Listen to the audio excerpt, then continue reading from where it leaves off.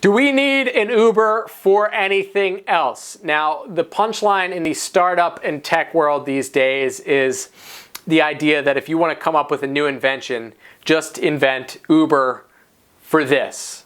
Fill in the blank here. Okay, we have heard of Uber for locksmiths, Uber for jets, Uber for escorts, Uber for pets, Uber for beauty, and Uber for trucks, Uber for painting, and renting a tux. That is a poem.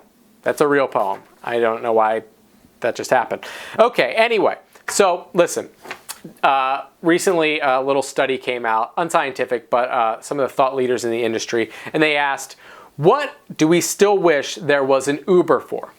Okay, now some of these answers are interesting. So the leading answers are a babysitter, elder care, and healthcare. Okay, now of that group, medicine led the way with 10% of respondents saying that certain services would be better handled by app.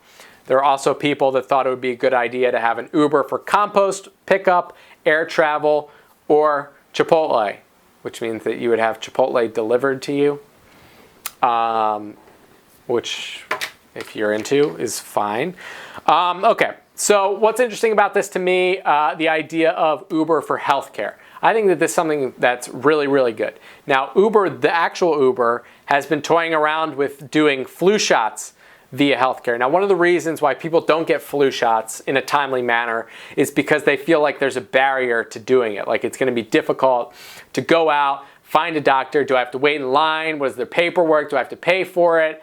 Seems like a lot of work when most people can barely get to the doctor once a year to have a checkup, right? So Uber for healthcare, I'm totally down with. I think that's a great idea. The other one that I think is awesome, I'm not a parent, but Uber for babysitters is a great idea. If you decide, I mean, listen, and there's trust issues there, obviously, okay? So I use a service kind of similar to Uber to have my house cleaned, right? It's like Uber for a personal maid. And I have these random people that come into my house and clean it once every couple of weeks. But one, my baby's not in there. Two, I stay at home while they're cleaning my house. I just don't let the random group that shows up hang out in my house for 2 hours while they're cleaning it unsupervised. And that's where I think babysitting could come into a problem, right? I mean, if you don't have like serious vetting or a situation where like you can get on an approved list of babysitters that you trust with your kid, I mean, I don't know. It could be problematic, but I'm interested.